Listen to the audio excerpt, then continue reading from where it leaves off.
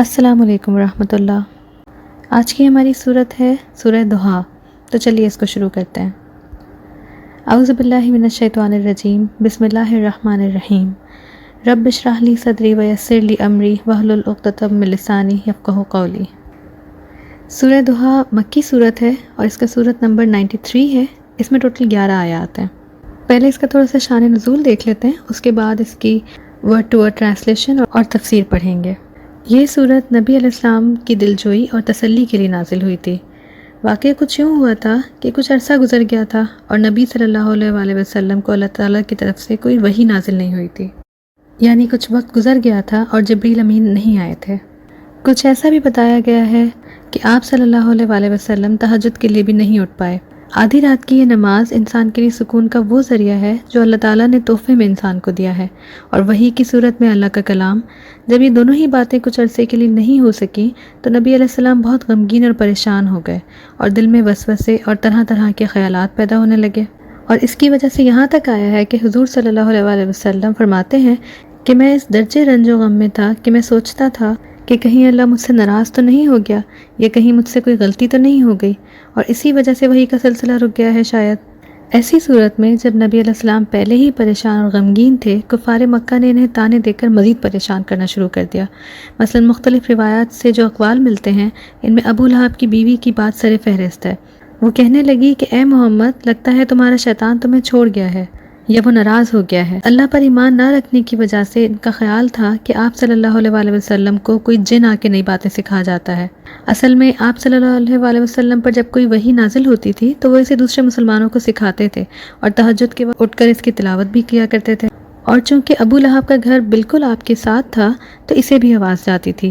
جب کچھ دن تک نبی علیہ السلام تہجد کے وقت نہ اٹھ سکے تو ان لوگوں نے اسلام دشمنی کی وجہ سے مذاق اڑانا شروع کر دیا، اور پھر کچھ صحابہ بھی نبی علیہ السلام سے پوچھنے لگے کہ کیا کوئی نئی وحی آئی ہے۔ خود آپ صلی اللہ علیہ وآلہ وسلم کو بھی اشتیاق رہتا تھا کہ وحی آئے اور آپ کی روح کو وہ غذا اور تر و تازگی ملتی رہے جو اللہ کے کلام کو سن کر انہیں ملا کرتی تھی۔ ان تمام حالات کی وجہ سے نبی علیہ السلام بہت بے چینی کا شکار تھے کہ اللہ تعالیٰ کی طرف سے یہ صورت زخموں پہ مرہم کی طرح نازل ہوئی، جس کے بعد نبی علیہ السلام پرسکون ہو گئے۔ اس صورت کے شروع میں ہی اللہ تعالیٰ کی طرف سے کافروں کے طعنوں اور نبی علیہ السلام کے تمام خدشوں کی نفی کر دی گئی کہ اللہ تعالیٰ آپ صلی اللہ علیہ وآلہ وسلم سے نہ تو ناراض ہیں اور نہ ہی انہوں نے آپ کو چھوڑا ہے۔ اس کے بعد آگے کی 3 آیات میں ان خاص نعمتوں کا ذکر کیا گیا ہے جو اللہ تعالیٰ نے آپ صلی اللہ علیہ وآلہ وسلم کو عطا کی۔ پھر آخر میں ہدایات کی گئی کہ اب تم ان نوازشات کے بدلے میں دوسروں کے ساتھ یہی رویہ رکھو، یعنی یتیموں کا خیال رکھو، حسن سلوک سے پیش آؤ، اور اس نعمت یعنی قرآن کو دوسروں تک پہنچاؤ۔ اس صورت کی ایک اور خصوصیت یہ ہے کہ اس میں ڈائریکٹ خطاب آپ صلی اللہ علیہ وآلہ وسلم سے ہے، اور یہ انداز پورے قرآن میں صرف 4 صورتوں میں ہے، یعنی سورہ دہا، سورہ انشراح، سورہ کوثر، سورہ نصر۔ ان چاروں میں مخاطب رسول صلی اللہ علیہ وآلہ وسلم ہیں۔ آئیے اب اس صورت کا لفظ بلفظ ترجمہ کر لیتے ہیں۔ وَالضُّحَىٰ، اس میں واو قسمیہ ہے جو قسم کے لیے استعمال ہوتا ہے، جس طرح سورہ عصر میں والعصر۔ عربی میں واو عاطفہ اور واو حالیہ بھی ہوتا ہے، لیکن یہاں پر یہ واو قسمیہ ہے۔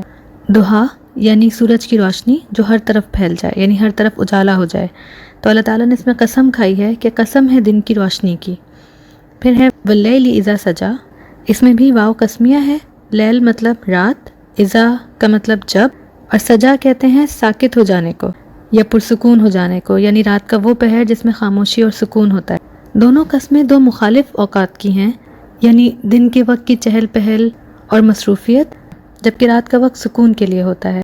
دنیا کا نظام اپوزٹ چیزوں کے ساتھ ہی مل کر چلتا ہے، یعنی دن رات، نشیب و فراز، خوشی اور غم، کیونکہ کوئی بھی ایک کیفیت اگر مسلسل طاری رہے تو اس سے بھی طبیعت بوجھل ہو جاتی ہے، اور اسی اصول کے تحت وحی کے نور کی روشنی میں بھی وقفہ آنا ضروری تھا۔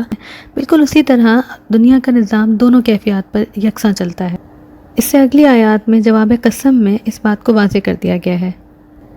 ما ودعک ربک وما قلی، اس میں ما نافی ہے یعنی نفی کرنے کے لیے۔ عربی میں ما استفہامیہ بھی ہوتا ہے جو سوال کرنے کے لیے ہوتا ہے، ما موصولہ بھی ہوتا ہے جو 2 جملوں کو جوڑنے کے لیے آتا ہے، لیکن یہ ما نفی ہے۔ ودع فعل ہے جس کا مطلب ہے رخصت کرنا یا الوداع کرنا، اور اس میں جو کا لگا ہوا ہے اس کا مطلب ہوتا ہے تمہیں۔ ما ودعک یعنی تمہیں رخصت نہیں کیا۔ ربو کا یعنی تیرے رب نے، اس میں بھی کاف کا مطلب ہے آپ کے. جب کسی ورڈ کے اینڈ میں کا لگا ہوتا ہے تو اس کا مطلب مخاطب ہوتا ہے. وما قلا، واو عاطفہ یعنی اور کے معنی میں، مائے نافیہ یعنی نفی کے معنی میں، قلا مطلب ناراض ہونا یا خفا ہونا یا غصہ یا بیزار ہو جانا. ودعا خوشگوار ماحول میں الوداع کو کہتے ہیں، جبکہ وما قلا غصے سے چھوڑنے کو کہتے ہیں. اس آیت میں دونوں قسم کی جدائی کی نفی کی گئی ہے کہ نہ تو اللہ تعالیٰ نے آپ کو رخصت کیا ہے اور نہ ہی وہ آپ سے ناراض ہوا ہے. اس میں ایک اور بات غور کرنے والی ہے کہ جہاں پہ ودعا کا آیا ہے وہاں پہ نبی علیہ السلام کو بطور مفعول کے طور پر استعمال کیا گیا ہے، یعنی کہ اس کے اینڈ میں کا لگا ہوا ہے. اور جہاں پہ ناراضگی والا قلا کا ورڈ آیا ہے وہاں پہ کا نہیں لگا اینڈ میں. یہ واضح کرنے کے لیے ہے کہ اللہ تعالیٰ آپ سے غصہ یا ناراض تو ہو ہی نہیں سکتے. وَلَلْآخِرَةُ خَيْرٌ لَكَ مِنَ الْأُولَىٰ، واو عاطفہ یعنی کہ اور، پھر ہے للآخرۃ. اس میں جو پہلا لام ہے وہ لام تاکید ہے یعنی زور دینے کے لیے ہے. الآخرہ بعد میں آنے والی یعنی بعد کا دور، انجام یا آخرت. خیرن یعنی بہتر. لکا میں لام جار ہے جو کہ فور یا کے لیے کے طور پر استعمال ہوتا ہے. کا مطلب آپ، لکا مطلب آپ کے لیے.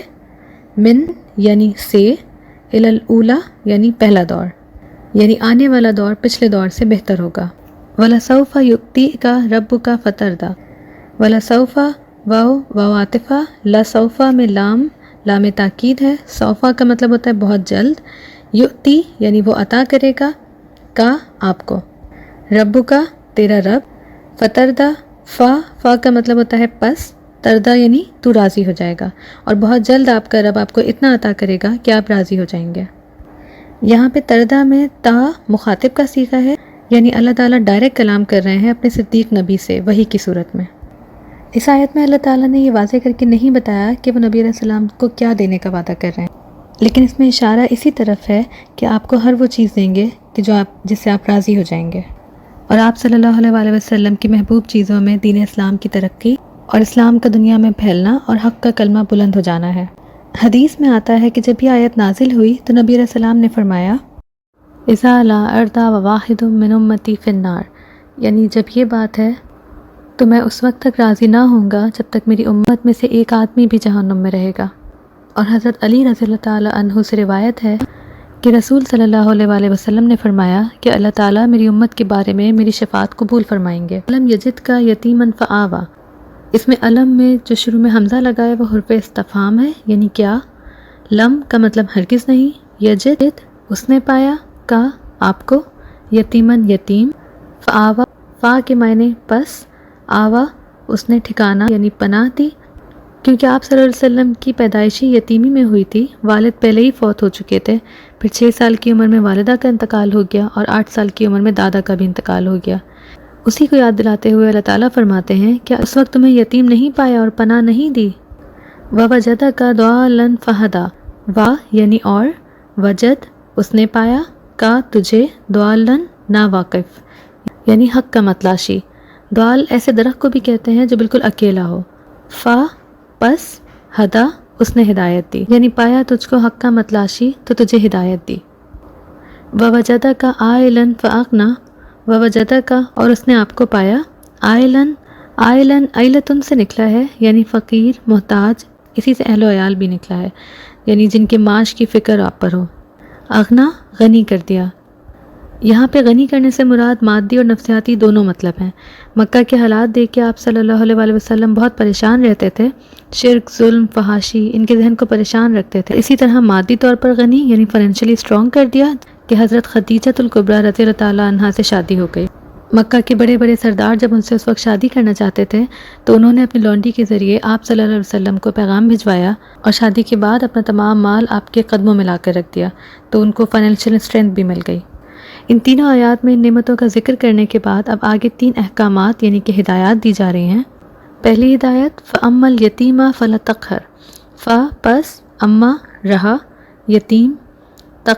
تقہر قہر سے نکلا ہے، یعنی غالب ہو جانا، چھا جانا، اسی سے قہار بھی بنا ہے، یعنی یتیم سے زبردستی نہ کرو. جس طرح آپ صلی اللہ علیہ وسلم کی سرپرستی کی اللہ تعالیٰ نے، اب اللہ تعالیٰ آپ سے کہہ رہے ہیں کہ آپ بھی یتیموں کے ساتھ حسن سلوک سے پیش آئیں اور یتیموں کے ساتھ دل شکنی کا برتاؤ کرنے سے منع فرمایا ہے. وَأَمَّا السَّائِلَ فَلَا تَنْهَرْ، وَأَمَّا اور رہا، سائل سوال کرنے والا، تنہر، تنہر نہر سے نکلا ہے، یعنی ہر طرف سے حاوی ہو جانا، ڈانٹنا، جھڑکنا. تو کسی کو اتنا نہ ڈانٹو کہ دوسرے انسان کے لیے فرار کا کوئی راستہ ہی نہ بچے. وَأَمَّا بِنِعْمَتِ رَبِّكَ فَحَدِّثْ، نعمتی ربی کا، تیرے رب کی نعمت، فحدث، پس حدث، ذکر کر. یعنی جو نعمت ہدایت اللہ تعالیٰ نے آپ کو دی ہے، یعنی جو احسان اللہ تعالیٰ نے آپ پر کیا ہے، اب آپ اس کا ذکر کریں. حدث تہذیب سے نکلا ہے جس کے معنی بات کرنے کے ہیں، یعنی اللہ تعالیٰ کی نعمتوں کا لوگوں کے سامنے ذکر کیا کریں، کہ یہ بھی ایک طریقہ ہے شکر گزاری کا. اس پوری صورت کا اگر خلاصہ کریں تو اس کی شروع کی آیتوں میں اللہ تعالیٰ نے نبی علیہ السلام کو تسلی دی اور یہ یقین دلایا کہ وہ ان سے ناراض نہیں ہیں، نہ ہی غصہ ہیں، نہ ہی انہوں نے ان کو چھوڑا ہے. اس کے بعد ان نعمتوں کا ذکر کیا گیا جو اللہ تعالیٰ نے نبی علیہ السلام پر کی، اور پھر آخر میں 3 احکام یا ہدایات دی گئی ہیں کہ جو نعمتیں اللہ تعالیٰ نے ان کو عطا کی ان کو آگے دوسروں تک کیسے پہنچانا ہے. تو یہ تھی سورہ دوحہ کی بریف ایکسپلینیشن. نیکسٹ ٹائم کسی دوسری صورت کو شیئر کریں گے، تب تک کے لیے اللہ حافظ.